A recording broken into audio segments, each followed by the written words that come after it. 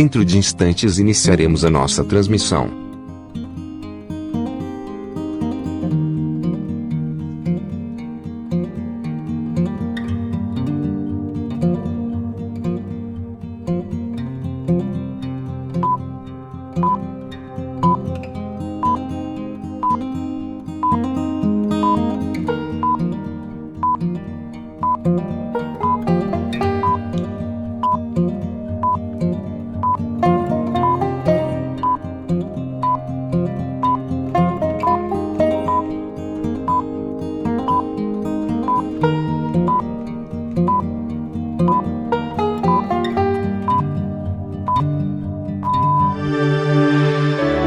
Web Rádio Deus Conosco. Aqui você navega em ondas de luz. A Rede Deus Conosco de Comunicação Espírita tem o prazer de apresentar palestra de encerramento do primeiro Fórum Internacional de Comunicação Espírita. Convidado, Alberto Almeida. Harmonização musical, a Natasha Maquena. Projeto Espiritismo e Mediunidade, em parceria com a Web Rádio Deus Conosco, apresenta Alberto Almeida, no primeiro Fórum Internacional de Comunicação Espírita Virtual. Evento online. A boca fala do que está cheio o coração.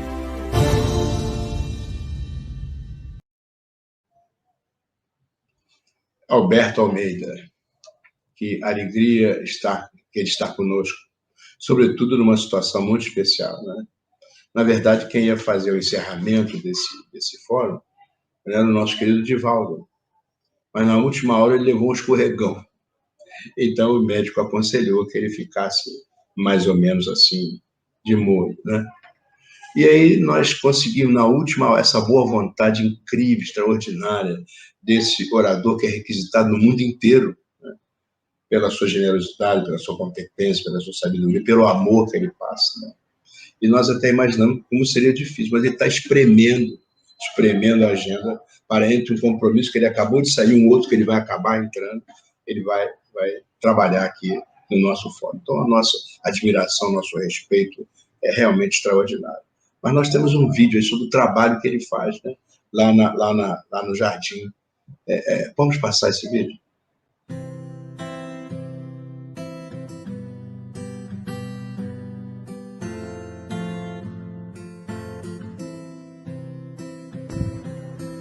Esse é o nosso jardim, um encontro de vidas para transformar vidas. 70 famílias atendidas cotidianamente se desdobram em programas e projetos que envolvem mais de 1.000 pessoas o ano inteiro.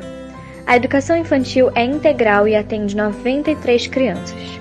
A saúde médica, odontológica e terapêutica é renovação para 1.500 pessoas por ano.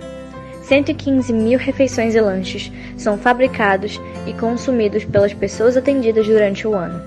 Mais 680 oficinas, debates e eventos são realizados com crianças, adolescentes e adultos, envolvendo brincadeiras tradicionais, jogos, dança, violão, coral, musicalização, desenho, educação física e ainda direito, cidadania, liderança, ateliê de costura e justiça restaurativa. Ufa! Tudo isso para que as pessoas que passam pelo jardim consigam sua autonomia. O jardim não está sozinho nessa caminhada. Muita gente está junto.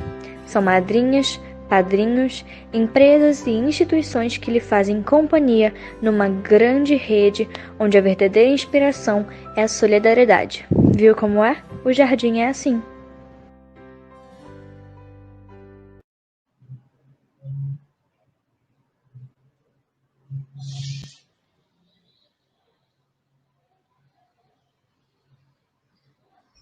Médico, terapeuta, escritor, expositor internacional, mas, sobretudo, uma criatura assim, de uma doçura, de uma meiguice, de uma disponibilização amorosa, franca, clara, precisa, né?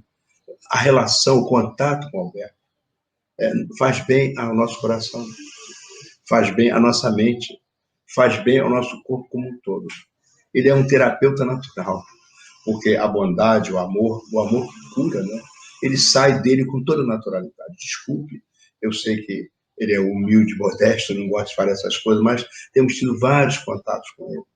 E muitas pessoas que têm contato. A referência é essa criatura que o amor caminha junto com ele.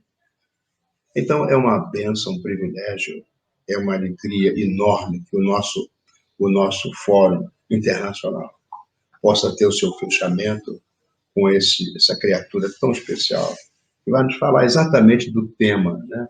A boca fala do que está cheio o coração. Deus abençoe o nosso Alberto, com a nossa gratidão, e, por favor, a palavra é sua. Queridos amigos, é com imensa alegria que temos a honra de partilhar com companheiros que fazem a sua trajetória no campo do bem, à luz do pensamento espírita, e se colocam nestas horas alinhados para dar o melhor de si numa construção que é interminável, mas que a cada passo se constitui num saboroso momento de êxtase, porque o bem tem essa característica de inundar a alma, extravasando-se para o mundo por onde aquele que disponibiliza o bem que vem de dentro se expressa.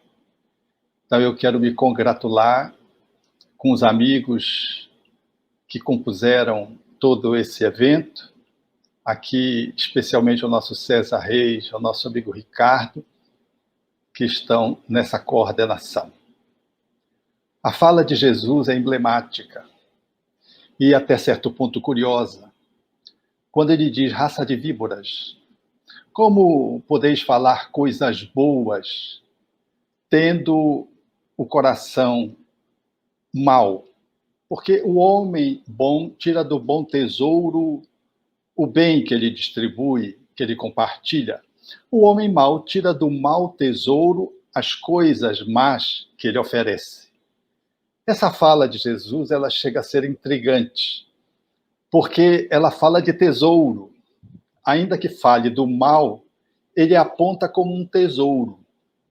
E isso vem bem ao encontro daquilo que as ciências, fazendo um estudo da subjetividade humana, trazem e nos oferecem possibilidades de compreender a fala de Jesus e colocá-la no lugar adequado nos dias que passam.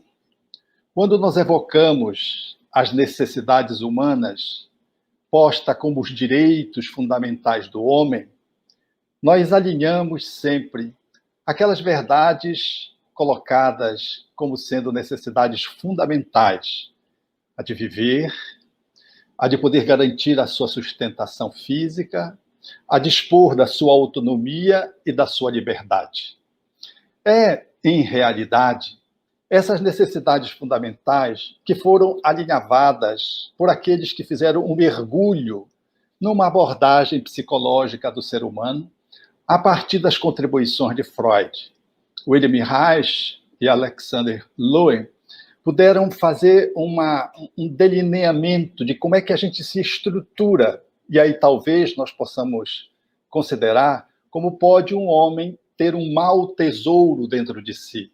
E, à luz do pensamento espírita, fazermos uma interpretação que dê sentido à fala de Jesus na atualidade, no cotejo com a ciência que dispomos nesses dias. Esses notáveis estudiosos da psique humana entreteceram a analisar que nós vivenciamos desde o útero, desde o processo da concepção, 4 fases fundamentais da estruturação do nosso ser, como matrizes sobre a qual nós nos erguemos. Como o alicerce de um edifício que vai se erigindo, e dependendo do alicerce, nós vamos ter problema nessa edificação ou não.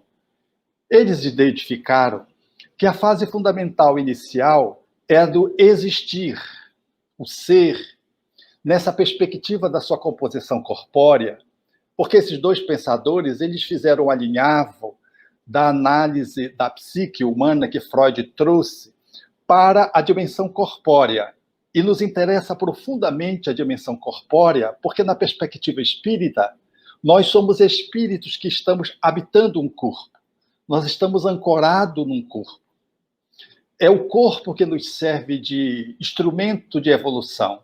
Então, olhar para o corpo e dar a dimensão do seu valor real como um instrumento de iluminação do espírito é de fundamental importância para todos nós. Então, Reich e Lowe propuseram esses 4 níveis de necessidades que devem estar atendidas em todos os seres humanos, que repercutirão na adolescência, na idade adulta e na senilidade. Existir é o primeiro passo, é a vivência intrauterina. Quando nós somos ameaçados na nossa expressão de vivência dentro do útero, nós experimentamos várias emoções, mas uma tem prevalência, é o medo. O medo de não existir, de deixar de viver, de não comparecer, de não pertencer, de não fazer compor aquela família.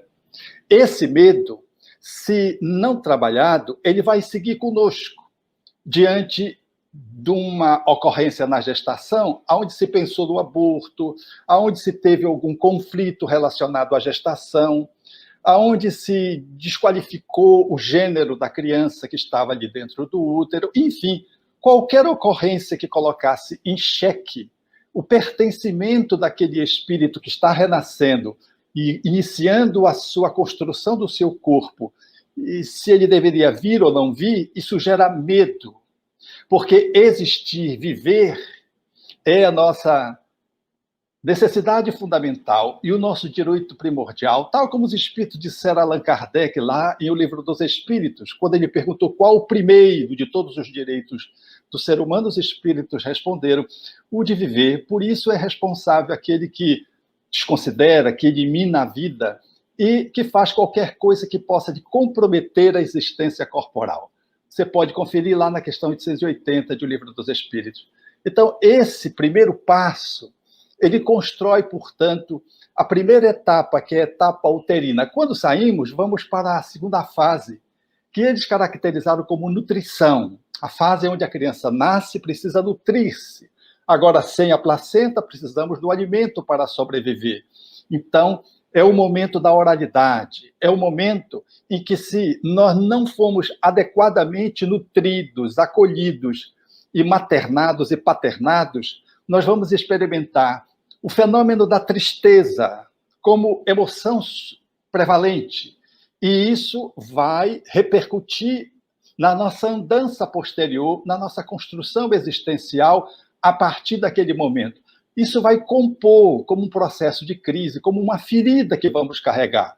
O terceiro passo, quando nós iniciamos a nossa andança física enquanto criança, vai para o segundo ano, quando surge, então, a possibilidade da criança ganhar autonomia, começar a andar, depois de ter se arrastado, engatinhado, ela começa a se apoiar nas mãos e começa a dar os seus primeiros passos oscilantes. É a autonomia na busca da independência. Quando se faz uma abordagem própria desse movimento, o ser experimenta, em função da necessidade de ganhar autonomia, raiva. É a emoção prevalente, é a emoção de raiva, que vai repercutir igualmente em todas as outras fases do desenvolvimento do ser. Por fim, quando surge, então, a última fase, que caracteriza uma necessidade fundamental, que é a da liberdade, que deve fazer o contraponto com a responsabilidade.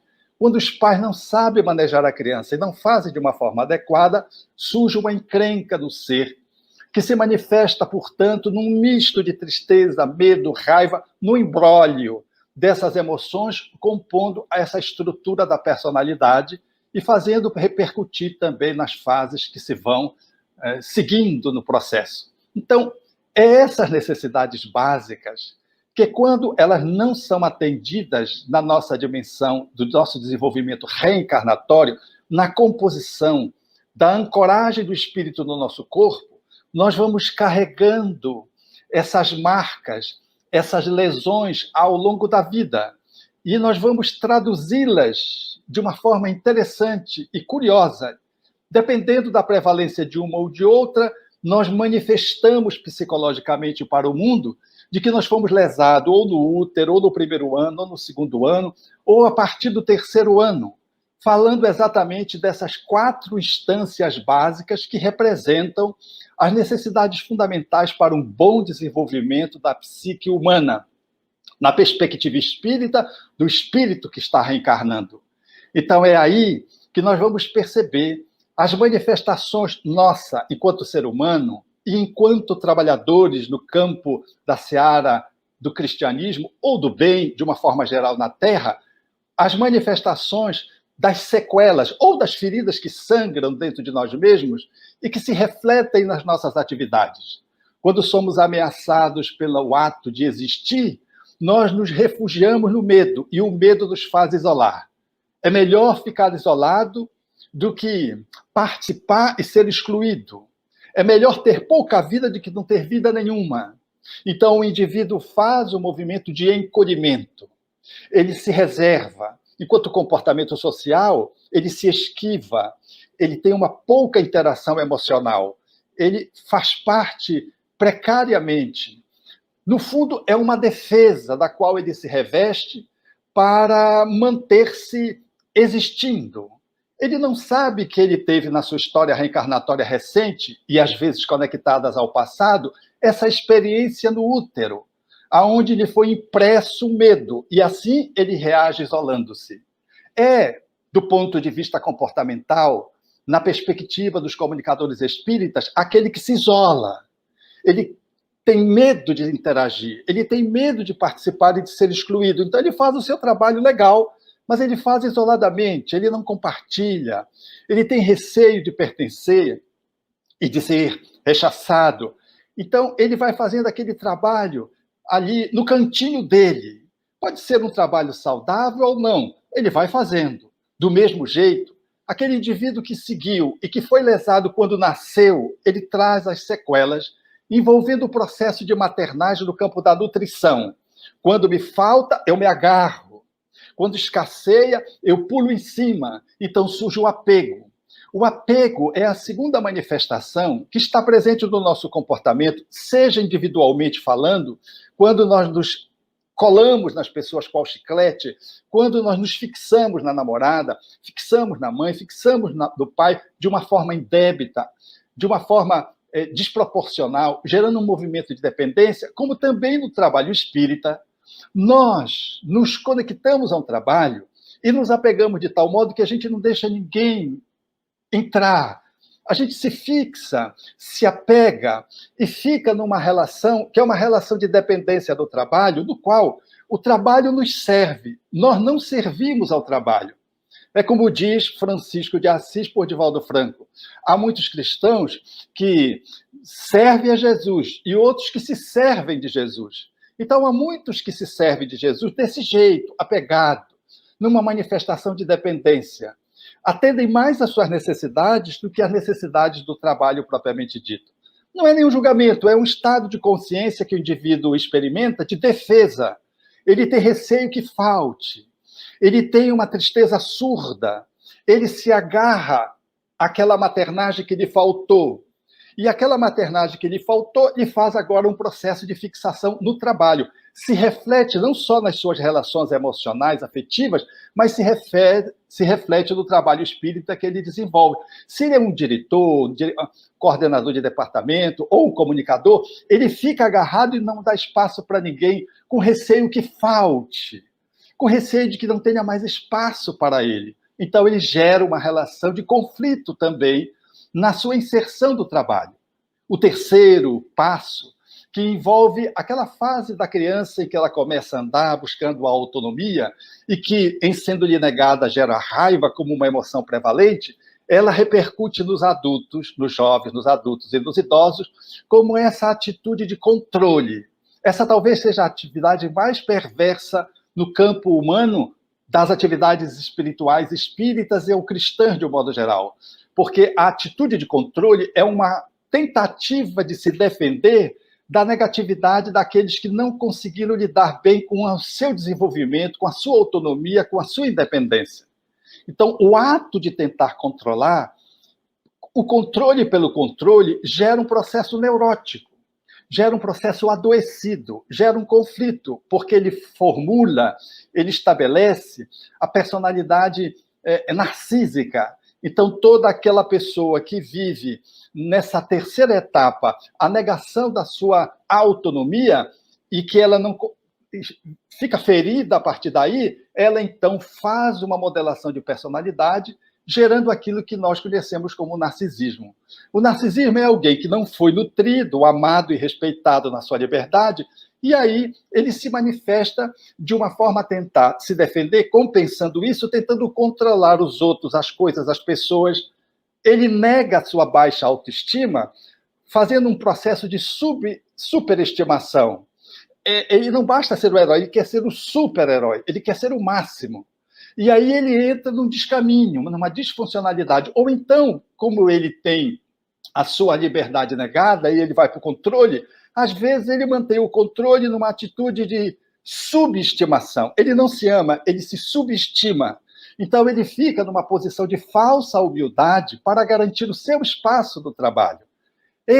Essa área é uma área muito delicada dentro do movimento espírita, porque há muitos tarefeiros que estão nos diversos setores do movimento espírita, incluso na comunicação, que fazem um exercício da dinâmica da comunicação centrada dentro do narcisismo. Não é o trabalho, é a si mesmo que eles se projetam. Não é a atividade a que eles servem. As atividades servem a que a projeção da sua imagem compareça. E por que isso? Ele defende-se de um sentimento de pouco valor e, através dessa imagem demasiadamente projetada, ele tenta compensar o vazio que lhe habita a alma. Por fim, a quarta dimensão, que envolve exatamente a própria liberdade do ser, que vai no seu processo de amadurecimento, quando ela é manejada de uma forma inadequada pelos pais, pelos tutores, elas repercutem na vida do jovem, do adulto e do idoso, gerando-lhe rigidez. A prevalência das emoções são mistas e a pessoa mantém-se rígida. Ela não abre mão, ela avança e, às vezes, como rolo compressor, ela vai passando por cima dos outros. Esse processo é um processo que nós encontramos demasiadamente nas nossas atividades espíritas e nas atividades humanas. Alguém que, para assegurar a sua liberdade, ele não mede quem está na sua frente. Ele quer, para se defender de não ser usurpado na sua liberdade, ele faz pressão, ele faz o movimento rígido, ele é inflexível. E aí, muitas pessoas são atropeladas nesse processo. Essas 4 dimensões que nós relacionamos não é nenhuma crítica destrutiva, é uma análise de como é que a gente se defende diante da vida e como isso se repercute também, enquanto pessoas, nas nossas atividades espirituais, em todas as atividades humanas. Aqui, especificamente, nas nossas atividades espíritas e, especialmente, na área da comunicação, dos comunicadores espíritas.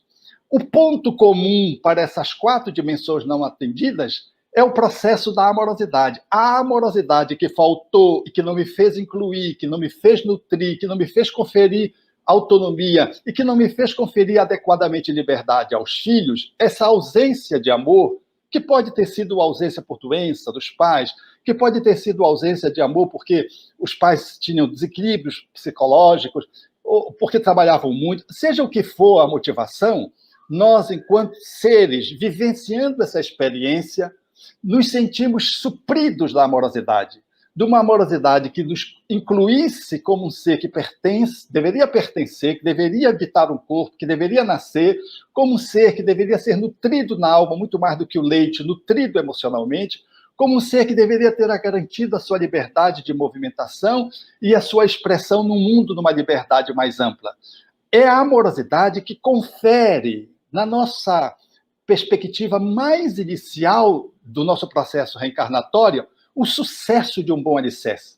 Não foi sem razão que uma doutrina como a doutrina espírita emergiu, focando na infância e mostrando o quão importante era o espírito entrar nesse repouso, como diz os espíritos a Kardec, que era o processo do adormecimento, que era o processo reencarnatório, no qual nós estávamos mais sensíveis às impressões dos educadores, daqueles que deveriam nos cuidar. exatamente para formatar-nos, nutrir-nos, alimentar-nos, a fim de que de dentro para fora, com um bom autoconceito, com uma boa relação consigo mesmo, com uma boa autoestima, pudéssemos então comparecer como indivíduo, como ser social, como trabalhador espírita de uma forma adequada. Mas é muito difícil numa família nós sairmos assim redondamente ou redondos, porque temos os pais que merecemos ou que precisamos. E alguns dos nossos pais foram tão adequados às nossas necessidades e nós experimentamos essa ou aquela dificuldade em um desses estágios, desses 4 estágios que nós alinhavamos aqui, à luz da psicologia que estuda o corpo, a fim de poder fazer esse contraponto no entendimento de como a nossa psique se estrutura e como é que é a nossa participação dentro da vida nos diversos grupos sociais, nos diversos grupos humanos, aonde a gente partilha, aonde a gente está integrado. A boa notícia é que se o amor faltou, o amor hoje ele pode retomar e trabalhar aquele trauma, aquele ferimento, aquele vazio, aquela ausência, e esse conflito poder ser, de uma certa forma, elaborado. Então, aquele que sofreu a experiência do questionamento sobre a sua existência, que se deveria viver ou não deveria viver dentro do útero, e que nasceu marcado pelo medo, e que se isola hoje se defendendo, fazendo o seu trabalho ali sempre de uma forma isolada dentro do movimento espírita, e vivendo de uma forma meio estranha, esquizoide, distante, ele pode hoje, em sendo trabalhado pelo mecanismo da autoamorosidade, em sendo elaborado esse conflito, ele será o excelente trabalhador no campo da criatividade. A estrutura de personalidade, a psique, comparece com uma dinâmica intuitiva de uma forma extraordinária. É aquele comunicador espírita extraordinariamente criativo, do design, aquele que produz as composições, que, compondo uma equipe, ele traz extraordinárias ideias e contribuições para que o grupo avance, porque ele, em vivendo mais dominado um pouco ainda pelo medo e vencendo o medo aos poucos, ele, nesse ensimesmamento, amando, ao invés de ele desenvolver uma disfuncionalidade, ele desenvolve a criatividade e a intuição, que são extraordinárias possibilidades humanas que devem contribuir para a iluminação da humanidade de cada um de nós mesmos. Quando a gente olha lá para trás, Tiago, nós vamos ver o representante disso. Tiago era o medroso. Quando na Casa do Caminho ela é invadida por Saulo, ele se escondeu. Ao invés de ir com os outros aprisionado, ele foi lá para os fundos do grande casarão, a Casa do Caminho, e se debruçou sobre as escrituras, o que fez com que Saulo o abordasse e ficasse numa posição incômoda, sem conseguir resgatá-lo preso, porque, numa certa medida, o medo lhe protegeu. E ele disse claramente, quando perguntado quem era maior, se Jesus ou Moisés, ele respondeu de uma forma medrosa, cautelosa, escapando, se defendendo, que Moisés tinha vindo primeiro. E como estava de joelho, e só os ortodoxos faziam isso, Saulo, diante da sua própria consciência, a despeito da sua impetuosidade, a despeito da sua fleuma para poder prender os discípulos, não conseguiu levar Tiago. E Tiago ficou. E Tiago é esse cristão que, avançando pela dinâmica do amor, da convivência com Jesus, ele conseguiu ser o mediador do cristianismo com o judaísmo na época. Porque diz Emmanuel que a Casa do Caminho não sobreviveria se não fosse Tiago, porque Tiago fazia um nexo movido pelo medo. Mas o medo em si mesmo, ele, quando bem trabalhado, ele funciona como precaução, como cautela. E Tiago fez exatamente isso, lembrando-nos a todos nós que experimentamos essa situação de ausência, de distanciamento, de não pertencimento, de exclusão. Temos essa sensação que a gente não é bem quisto em lugar nenhum, de que se a gente se trabalhar amorosamente, nós vamos não só trabalhar a nossa origem, talvez lá no útero, ou um pouco depois, no qual nós sofremos essa marca, e podemos nos transformar, elaborando esse medo e transformando esse medo numa competência de cautela, de circunspecção, e podemos contribuir aonde estivermos, integrando as equipes, vencendo gradualmente esse medo de não ser pertencente, e dar a nossa contribuição com a nossa criatividade, com a nossa intuição.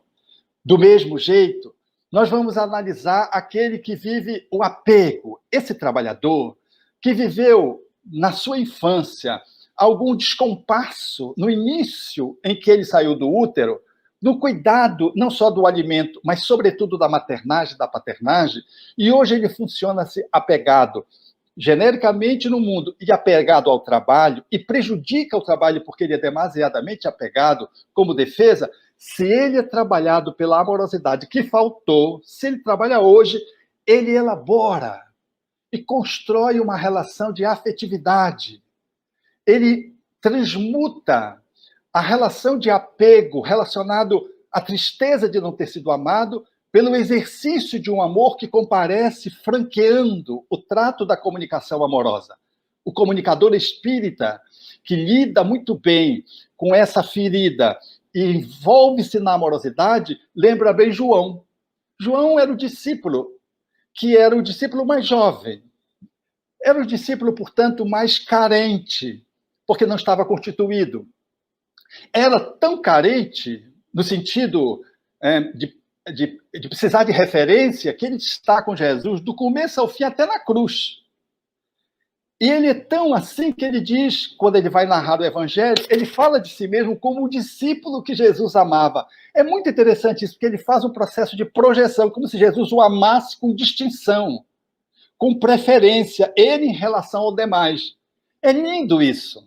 É lindo porque ele, João, faz o trabalho de que nós precisamos fazer se sofremos na nossa história algum movimento de ausência de afetividade dos nossos pais, dos nossos tutores, dos nossos cuidadores, lá na nossa história, e que nos acompanha como adulto, que nos acompanha na atividade espiritual espírita em qualquer setor, aonde a gente está sempre grudado e às vezes atrapalhando o trabalho, substituindo agora pelo amor, no movimento de maior independência, de menos dependência, de afetividade, que garante, portanto, o preenchimento de dentro para fora e o compartilhamento com os outros. E João fez isso. E foi de tal modo que mais tarde vai definir Deus como amor. E mais tarde vai nascer como Francisco de Assis, nessa abundância extraordinária. O que eu estou querendo dizer, não sei se você está percebendo, é de que toda encrenca nossa é uma matriz que pode ser retransformada, transmutada, porque tudo que há em nós é divino, ainda que esteja na sombra, ainda que esteja como potencial ou ainda que esteja disfuncional. Em tratado, transforma-se em potência e possibilidade da alma que se expressa no mundo. Então, nesta e nas outras vidas, do mesmo jeito que nessa vida a gente traz da outras, experimenta na nossa infância algumas marcas, as positividades também, elas transpõem o túmulo e o berço. A terceira dimensão, nessa análise didática que estamos propondo, a mais delicada talvez, é a do controle. É aquela em que, quando a criança começou a se movimentar, os pais não souberam lidar com ela. É os pais que educam as crianças para que os pais sejam vistos. Eles não educam as crianças para que as crianças sejam homens de bem. Minha mãe dizia, numa certa feita, num conflito doméstico, onde um filho se comportou de uma forma inadequada, e houve uma querela entre os irmãos, e ela disse, eu não crio os meus filhos para mim, eu crio os meus filhos para o mundo. A atitude, portanto, de que confere a autonomia e a independência para o filho, para que o filho navegue no mundo. Nossos filhos não são nossos filhos, são filhos de Deus. Estão sob os nossos cuidados para que a gente possa prover uma boa estruturação a fim de que eles sigam. Mas quando nós mutilamos, castramos a liberdade dos nossos filhos, a autonomia dos nossos filhos, a movimentação inicial dos nossos filhos, nós criamos processos psicológicos graves que vão se refletir na infância, quando a criança começa a controlar para poder ganhar a sua relativa autonomia possível, e mais tarde, como adulta, ela se transforma no narciso, porque ela sente que não é amada, que ela não é benquista, e ela maqueia isso através das máscaras sociais e da atitude do narcisismo, que é o controle neurótico que ela estabelece, que é muito difícil, que talvez seja uma das áreas mais vulneráveis no campo da comunicação, que mereceria um estudo à parte, que é o quanto eu uso a comunicação para o narcisismo ou quanto eu uso a comunicação para servir a Jesus. Mas se trabalhado pelo amor, essa dimensão da autonomia e da dependência que foi mal trabalhada pelos pais, se hoje trabalhamos isso, nós transformamos o exercício do controle numa liderança libertadora. O exemplo mais dramático e clássico é de Saulo, que virou Paulo, que era exatamente aquela postura invasiva, com a sua argúcia mental, com a sua fidelidade a Moisés, mas com a sua dureza, procurando controlar o movimento cristão, controlar o incontrolável, e que vai às raias de poder cometer morte, porque o narcísico, quando ele se descontrola, ele pode raiar até para as manifestações sadomasoquistas. Paulo, numa certa medida, beirou essas dimensões, essas instâncias, nessa fidelidade a Moisés, mas numa fidelidade espremida por esse espaço que precisava ser ocupado e que o foi na estrada de Damasco. Mas quando ele trabalha no encontro com Cristo, ele faz uma revolução. E aquilo que era o controle da humanidade, ele faz o controle de si mesmo.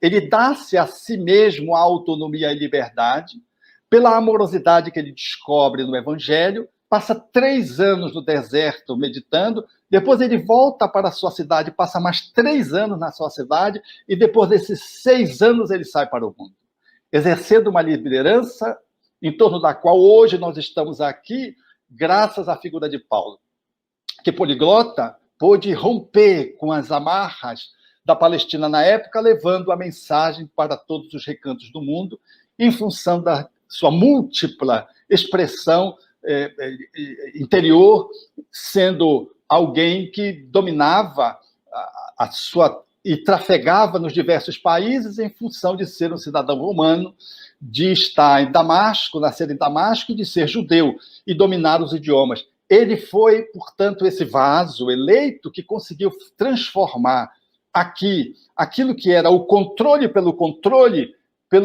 a serviço do cuidado dos cristianismos. Mais tarde haveria de dizer nesse processo de liderança: ninguém me moleste, eu trago as marcas do Cristo. Quando chegou em Jerusalém, depois desses 6 anos, que o farisaísmo tentou encurralá-lo, ele diz: escarrai-me, cuspi-me em mim, açoitai-me. Eu já construí um santuário intangível às vossas mãos, no qual Jesus há de reinar para sempre. Então era aquela liderança que foi estabelecida em função de uma amorosidade que não tinha limites na sua expressão. Uma liderança que é de dentro para fora. É servir a Jesus e fazer um movimento que era necessário para que o cristianismo pudesse fincar as suas bases para além das terras aonde ele emergiu. Por fim, a 4ª e última etapa é da liberdade, que gera as pessoas, quando são cerceadas na sua liberdade a partir de 3 anos no seu processo de educação pelos pais, elas enrijecem como mecanismo de defesa. No movimento espírita, são esses trabalhadores muito flexíveis. Eles produzem, mas eles produzem e prejudicam o seu trabalho em razão da sua rigidez.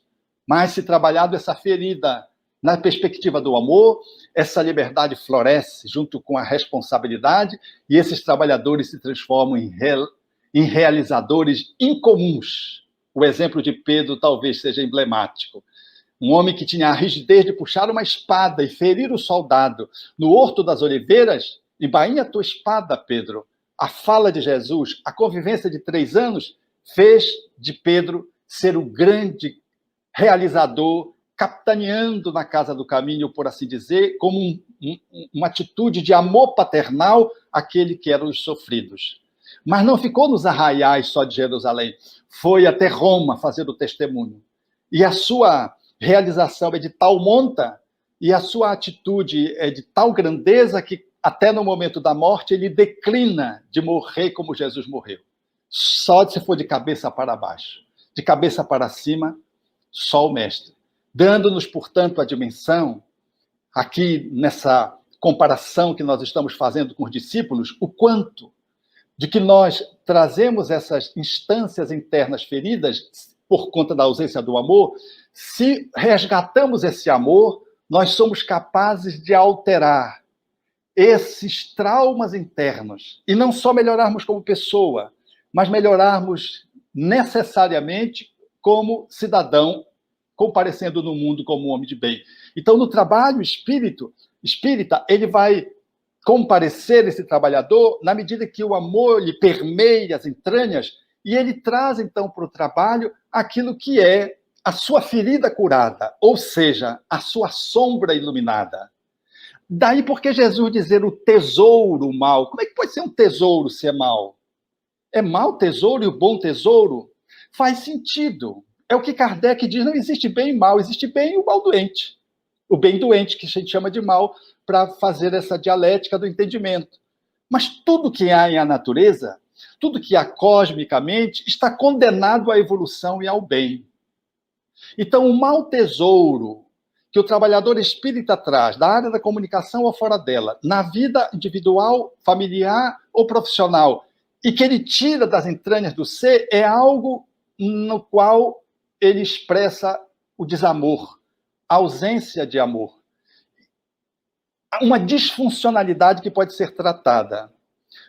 Um conflito que, sendo trabalhado, transforma-se na potência que a alma traz, tratando uma dor que vira dom, numa sombra que se ilumina. Esse é o olhar dinâmico. O homem mau que tira tesouro mal do coração e que fala, a boca fala do que ele traz dentro de si, ele não faz por ser mal do ponto de vista absoluto, ele é um mal circunstancial. Ele é um mal porque está mal elaborado dentro de si mesmo, na sua história desta e de outras vidas, no campo da amorosidade. Ele não resgatou-se a si mesmo no âmbito da amorosidade. E ele pode fazê-la a qualquer tempo. Então, o nosso olhar para ele não é de exclusão. Não é de que ele é do demônio, de que ele é pecador, de que ele deve ser excluso. Ele simplesmente faz más escolhas, se defendendo das encrencas que ele traz desta e de outra vida, e ele se defende desse jeito, fazendo trabalho solitário, apegado ao trabalho, manipulando narcisicamente, ou então rigidamente desenvolvendo o seu trabalho. Então, o olhar espírita para aqueles que participamos na grande seara espírita é de resgatar essa perspectiva kardeciana desse ensinamento do Cristo. A boca fala do que traz o coração. Mas o coração, ele pode ter um tesouro bom, tesouro mau. O tesouro mau é apenas o tesouro bom que está adulterado e que pode ser recolocado, que está disfuncional e que pode ganhar funcionalidade. E é nesse viés que eu queria convidar-nos a todos para que possamos avaliar a fala de Bezerra quando nos convida a alinhavar o nosso olhar para Kardec. Quando diz, em relação a Kardec, que seja Kardec não apenas crido ou sentido. Pegue bem as palavras, crido ou sentido, apregoado ou manifestado a nossa bandeira. Isso a gente faz na comunicação. Crido, crer, sentido, sentir, apregoado, a pregação, a fala, a divulgação, manifestado a nossa bandeira nas plataformas hoje, ampliando a divulgação do Espiritismo. Isso não é suficiente, diz Bezerra de Menezes, traduzindo para os nossos momentos atuais. Que seja Allan Kardec não apenas crido ou sentido, apregoado ou manifestado a nossa bandeira, mas que seja suficientemente vivido, sofrido, chorado, realizado em nossas próprias vidas. A um primeiro olhar parece masoquismo, mas é o amor de entranhas que eu estou convidando-nos a pensar nesse tesouro mau, que deverá fazer da nossa relação com o Espiritismo a relação que Paulo fez ao seu tempo, dizendo que já não era ele mais quem vivia, é Cristo que vivia dentro dele. Ou que João Batista fazia. É necessário que eu diminua e que ele cresça. Ou aquilo que Jesus mencionava, brilha a vossa luz, através das vossas boas obras, para que os homens vejam e glorifiquem o Pai. Não é glorifica o cristão que acendeu a luz. A gente passa de forma rápida e não entende de que a gente pode tomar isso de uma forma narcísica. A proposta de Jesus é acender a luz para que o outro, em vendo a luz pelas obras, reverencie a Deus, reverencie o Pai, identifique-se para onde ele tem que caminhar. identifica o projeto de vida dele. Então, a proposta nossa espiritista, ela vai além de apregoar, crer, sentir e divulgar Kardec. É necessário vivê-lo, sofrê-lo, chorá-lo, para que ele se realize em nossas próprias almas, em nossas próprias vidas, sob pena de nós falarmos de espiritismo, mas o magnetismo não vai. Das nossas ações, elas serem extraordinárias do ponto de vista técnico, mas elas não têm substância do ponto de vista espiritual. Porque um orador, quando vai fazer uma palestra, ele vai acompanhado do seu benfeitor, dos benfeitores da casa que tutelam aquela atividade. Mas se ele é alguém que não está identificado, não está trabalhado em si mesmo e traz as suas chagas, ele não vai falar para o público ouvir Jesus, ele vai falar para que o público possa enaltecê-lo. Um bom comunicador, um bom palestrante, não é aquele que o público sai falando dele, do palestrante, mas é aquele em que o público sai pensando em si. É diferente, porque se eu saio falando do palestrante, eu estou vinculado ao narcisismo, com que aquele palestrante talvez tenha me seduzido. Mas se eu saio pensando em mim, aquele palestrante me remeteu ao Pai, me remeteu à doutrina. Eu sou o carteiro que entreguei a mensagem e ele pegou a mensagem e agora está refletindo na sua própria vida. Mas nós só podemos fazer isso se nós pegarmos Kardec, ou seja, Espiritismo, e fazermos um processo de vivência, de experiência, que envolve sofrimento, porque nós somos espíritos atrapalhados. Aonde chorar nos torna um bem-aventurado. E aonde a realização nas nossas almas é consequência inevitável. E nessa perspectiva, talvez, que nós possamos alinhar a fala com o coração. A boa fala, a bom fruto que vem do coração, da boa árvore.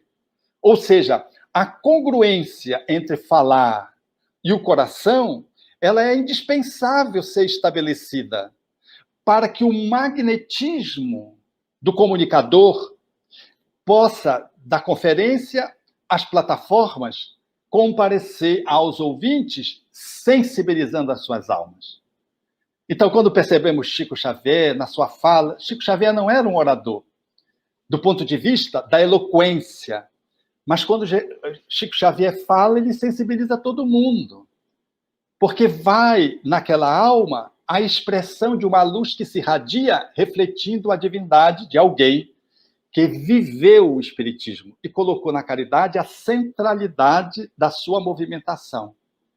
Então, congruência de fala, expressando um coração que vai bom, ou uma fala que é má, porque o coração está atrapalhado, ela tem chances ainda de poder reverter-se.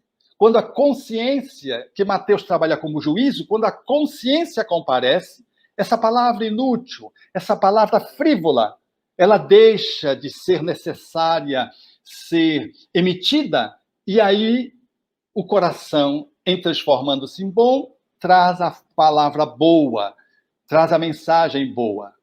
Talvez seja por isso que o Espírito de Verdade proclamou o amai-vos e o instruí-vos. É necessária essa congruência. Se nós não nos amarmos, não vamos muito longe. Nós somos trabalhadores que precisamos existir, pertencer, superar os nossos medos, nos nutrir, vivendo a alegria que é a boa nova, garantirmos a autonomia de cada um, a liberdade de movimentação, mas unos. E o que nos une é a amorosidade.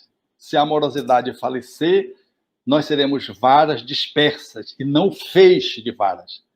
E é, portanto, nesse horizonte que o Espírito Emmanuel faz uma proposição que é usada, que a gente repete quase todos os dias, quando diz que a maior caridade que se pode fazer ao Espiritismo é a sua divulgação. Mas a gente não diz o que vem antes. Eu quero remeter àqueles que estão nos ouvindo, participando dessa temática, desse fórum, falando dos comunicadores, para que possam consultar a obra. Estude e Viva, o capítulo 40. Quando trata de socorro oportuno, é o título da página, onde Emmanuel fala da dor, do sofrimento.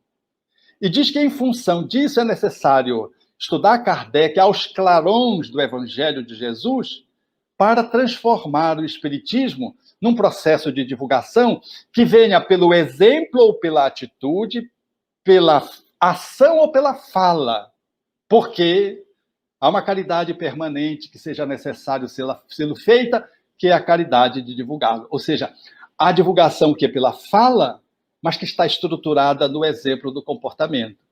A divulgação que é feita pela bandeira, pelo apregoamento, mas que está estruturada na vivência de quem propõe isso, na atitude de quem vive essa experiência, numa realização interna do cristão que expressa aquilo que ele divulga, e por isso vai com um magnetismo que ninguém pode deter. Por isso, é necessário, é indispensável, nos dias atuais, nós meditarmos um pouco mais acerca dessa nossa relação conosco mesmo, de como ela está nas nossas entranhas, na nossa história pessoal. Houve algum deslize, algum senão? Em que instância ela aconteceu? De que forma eu estou me protegendo dessa dor interna no meu coração e que rebate para a minha atividade espiritual espírita? E como eu posso resgatar esse amor, que foi o link que faltou, o fermento ausente, para hoje, em me trabalhando, caminhando com os outros, poder compor uma grande equipe? Porque Tiago, João, Pedro, Estevão, o grande Estevão, quando lê o Evangelho, ele o faz sofregamente, de uma só vez, diz Emmanuel e Paulo Estevão. Mas ele passou 30 dias meditando, depois de 30 dias ele se oferece ao trabalho. Enquanto Paulo passa 3 anos no deserto e 3 na sua cidade, Estevão passa 30 dias. Porque Estevão estava pronto já. Estevão, ele apenas acresceu, Paulo teve que remodelar. Alguns de nós temos uma perspectiva de funcionalidade, apenas crescemos quando encontramos o Espiritismo. Tivemos um bom lar, trazemos a alma tranquila e seguimos ampliando as nossas expressões no bem. Mas a maioria de nós, cá entre nós, que ninguém nos ouça, trazemos marcas, deficiências, traumas, tal como Saulo, e precisamos de um tempo para podermos reformatar a nossa intimidade, recolocar o amor, estabelecermos um movimento de autopreenchimento, de auto-amor, a fim de podermos expressar esse amor aos outros, comunicando a mensagem que o Espiritismo nos confere. E para isso é indispensável, é fundamental que nós não nos esqueçamos de Kardec. E Kardec, na fala de Bezerra de Menezes, ao afirmar, seja Allan Kardec, nos nossos estudos, nas nossas conjecturações, nas nossas obras, para que a nossa fé não se transforme em hipnose, através da qual o domínio das sombras se estabeleça, acorrentando-nos a séculos de sofrimento. Não é na encarnação só, há séculos de sofrimento. É necessário ter vigilância para não nos desviarmos. E temos Kardec como essa bússola infalível. Por isso, nós gostaríamos de encerrar a nossa fala destacando esse ponto que nós consideramos fundamental para que o mau tesouro que possa ainda nos habitar, e às vezes nos habita com frequência, não nos damos conta, ele possa ser transformado pela amorosidade esculpida pelo Espiritismo, trazida por Jesus e esculpida pelo Espiritismo através de Kardec, numa relação de entranhas, solitária, onde o outro é o nosso espelho, através do qual vemos-nos e vamos nos transformando, para que possamos nos transformar numa candeia. E sendo candeia, ilumina. Ilumina por si mesma. E uma candeia não se esconde embaixo da cama. A finalidade da candeia é ser colocada sobre o veleiro, o velador, para que ilumine a casa. Essa é a proposição do cristianismo em nós, Cristo em nós. E não sairemos sem que possamos fazer esse movimento através de um olhar que o Espiritismo nos enseja a obter, para que a nossa fala fale de um coração mais amoroso e possa trazer os frutos bons de que a humanidade precisa. Mas esse coração amoroso, é um coração que viveu as entranhas, e as entranhas do Espiritismo, elas passam por aquilo que Kardec nos exemplificou e que Bezerra de Menezes nos chama a atenção figurativamente, assinalando que seja Kardec não apenas crido ou sentido, apregoado ou manifestado a nossa bandeira, mas suficientemente vivido, sofrido, chorado, realizado em nossas próprias vidas. Sem isso, será impossível forjar o espírito de união que deverá compor o nosso trabalho de unificação, diz Bezerra de Menezes. A nossa gratidão a todos.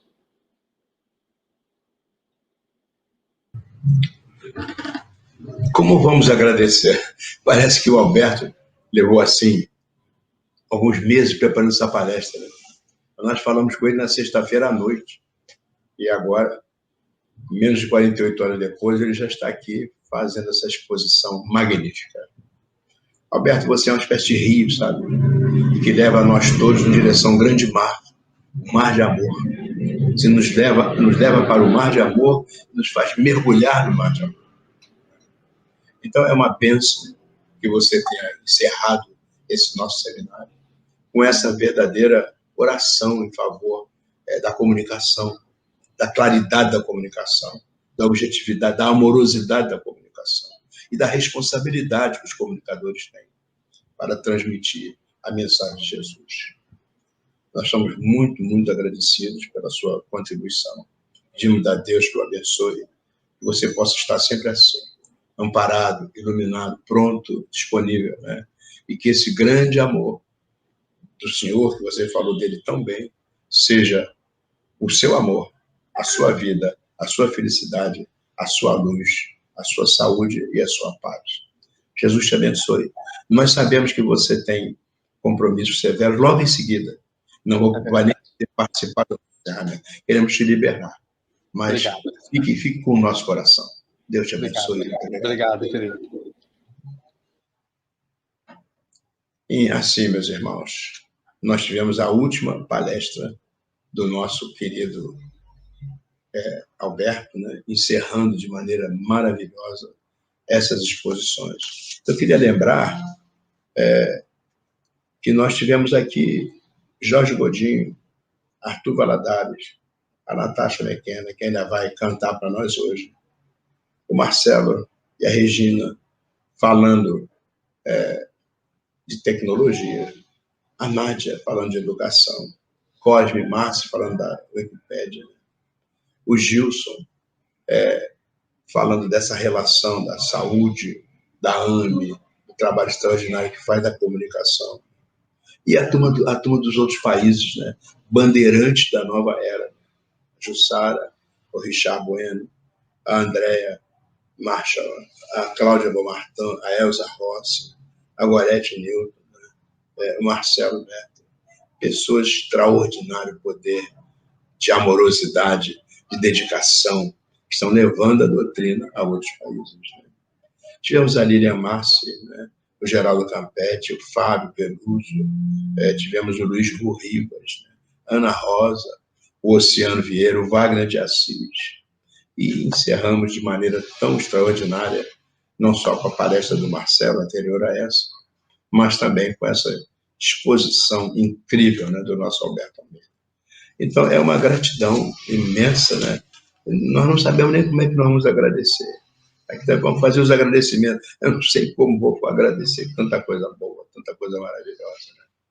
Nós vamos ter ainda a apresentação da Natasha. E eu queria não quebrar esse momento de amorosidade que o Alberto deixou para nós, trazendo efetivamente a Natasha para cantar. Por favor, vamos colocar a nossa amiga. O projeto Espiritismo e Mediunidade, em parceria com a Web Rádio Deus Conosco, apresenta a Natasha McKenna, no primeiro Fórum Internacional de Comunicação Espírita Virtual, evento online.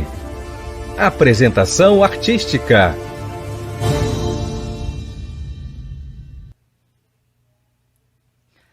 Olá, queridos amigos, professor César Reis, Alberto Almeida, a todos vocês que nos acompanham, a equipe do Fórum Internacional de Comunicação Espírita Luz e Paz, aos seus corações.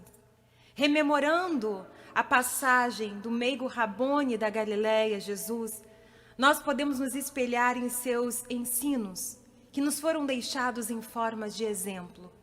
E eis então que nós voltamos um pouquinho lá no cristianismo primitivo e lembramos daqueles primeiros cristãos que estavam tentando entender, estudar Jesus. E muitos deles se encontravam escondidos, em espécies de congregações, cavernas, porque eram perseguidos naquela época.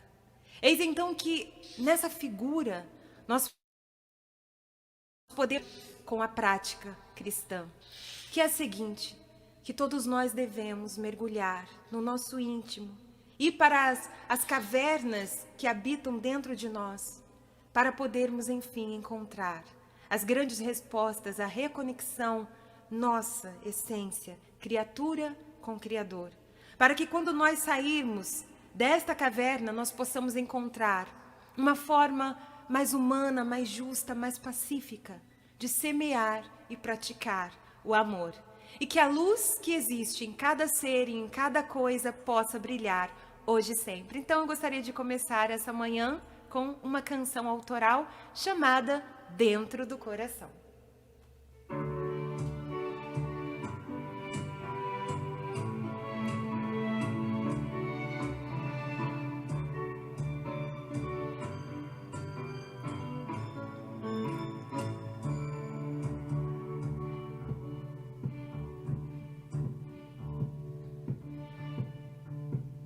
Dentro do coração, brilhante sempre a nossa luz. Perto do coração, há uma força que conduz. Perto do coração, levamos sempre a nossa luz. Dentro da emoção, há uma força que conduz. De voltar para onde haja paz e brotar a obra de quem faz o bem.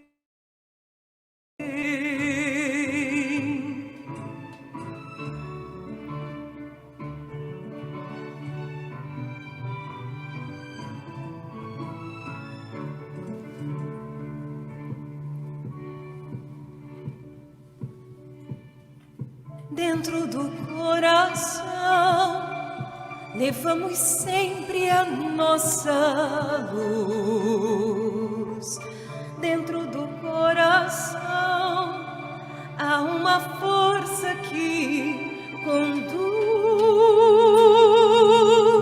Dentro do coração, brilhante sempre a nossa luz. Perto da emoção, há uma força que conduz. De volta para onde haja paz e brota a obra de quem faz. De volta para onde haja amor e brota a luz do amanhã.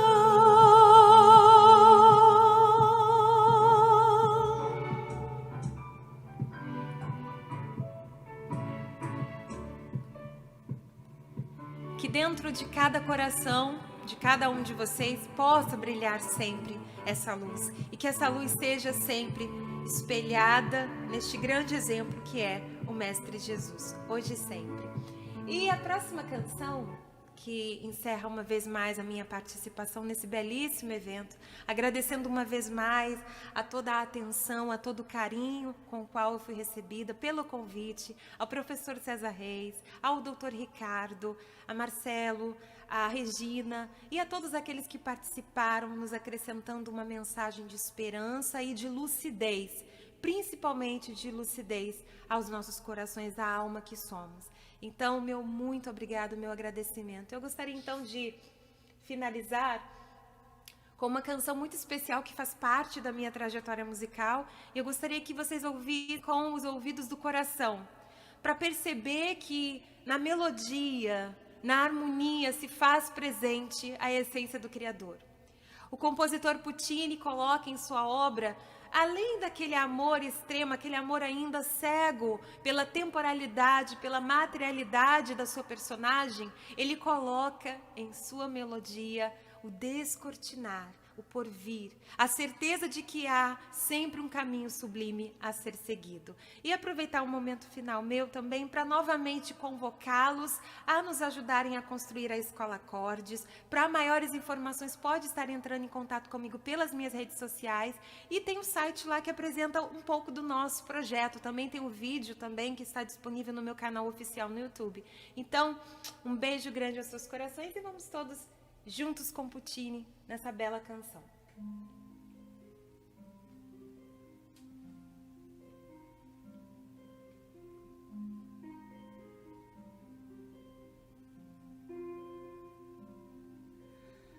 Oh mio bambino caro, mi piace il bello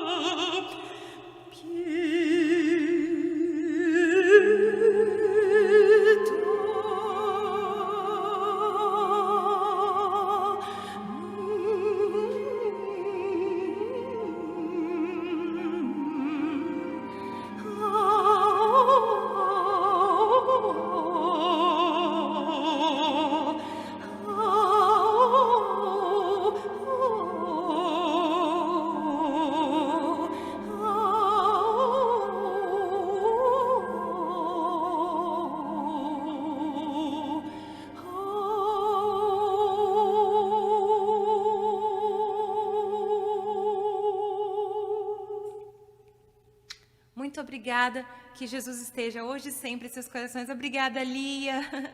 Obrigada, Solange. Obrigada a todos vocês pelo amor, pelo carinho de vocês, e que nós sigamos sempre nos propósitos, no ideal do bem. Que assim seja hoje e sempre. Gratidão infinita. E não esquece de me procurar no catarse.me/Escola Acordes. Beijo, beijo grande para todos vocês. Rede Deus Conosco de Comunicação Espírita. Rádio Deus Conosco.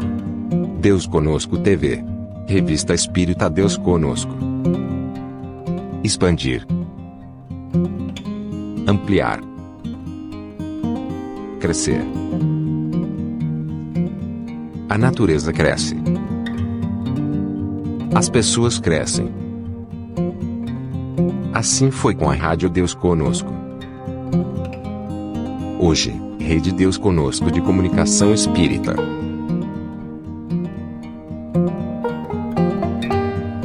divulgar a doutrina espírita por todos os meios, nossa meta. Levando a doutrina consoladora do Cristo, de Alagoas para o Brasil, e para o mundo.